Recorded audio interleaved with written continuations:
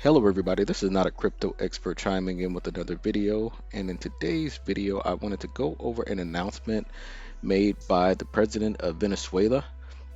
But before I get into the topic for discussion for today, I would like to ask that you please consider giving me a like, giving me a heart, giving me a thumbs up, subscribing, following.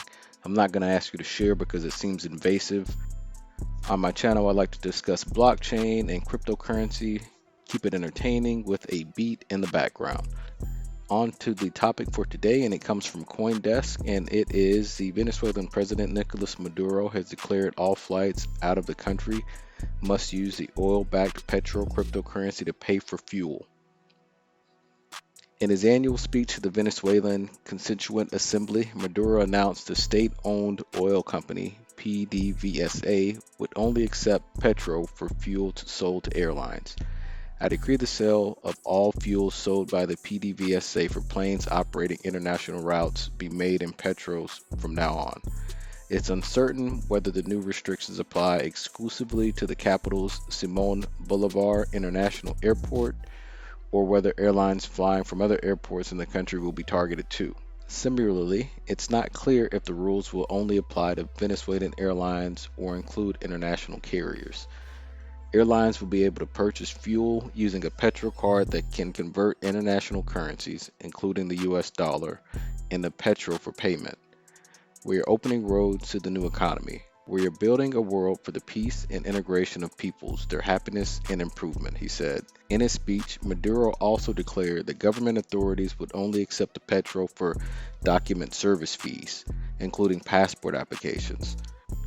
Cryptocurrencies are popular in Venezuela, a country where years of hyperinflation have rendered the national bolivar practically worthless.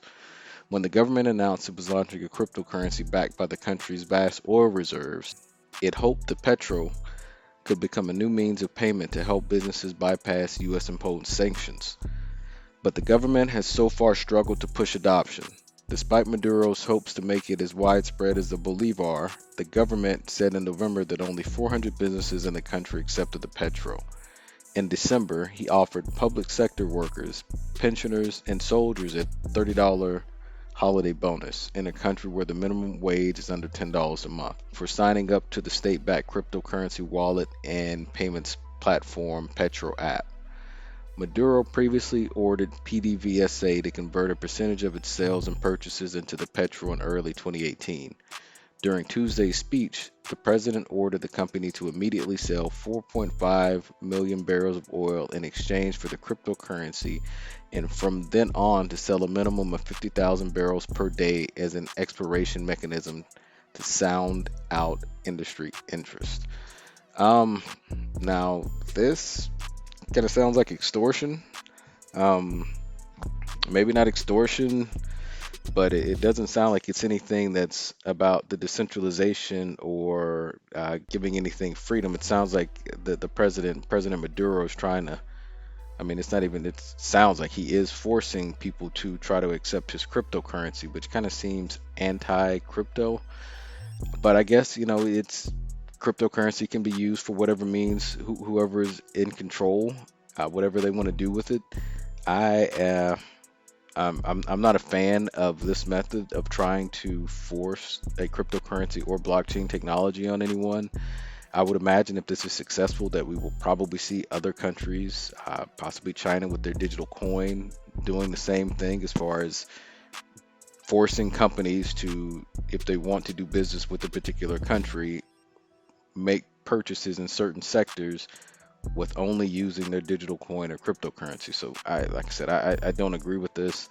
I think this is the wrong way about going about trying to get people to adopt cryptocurrency and digital currency as a whole. I'm not gonna say that I hope it fails because I have no dog in the fight, but this, like I said, it sounds like extortion. And you're doing business with my state-owned oil company, and you need oil to fly out of here. You've got to buy it in this particular currency.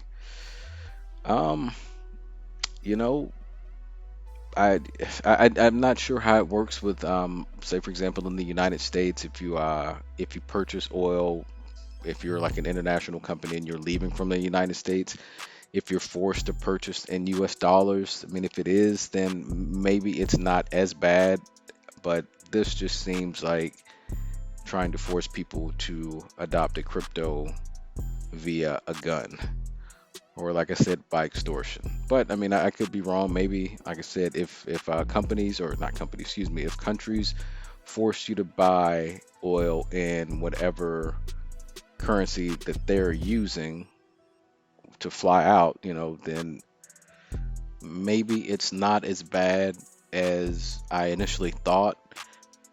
And if that is what it is, if that's just the way the business is conducted, then I take back the extortion remark. I know that the United States dollar is the world's reserve currency, and if this is Venezuela's way to try to kickstart their cryptocurrency and not extort people, and if this is just the way the business is done, then so be it. It just comes off as extortion, but that's not for me to decide. And with that being said, folks, I hope that you're having a great morning, a great afternoon, and an even better evening.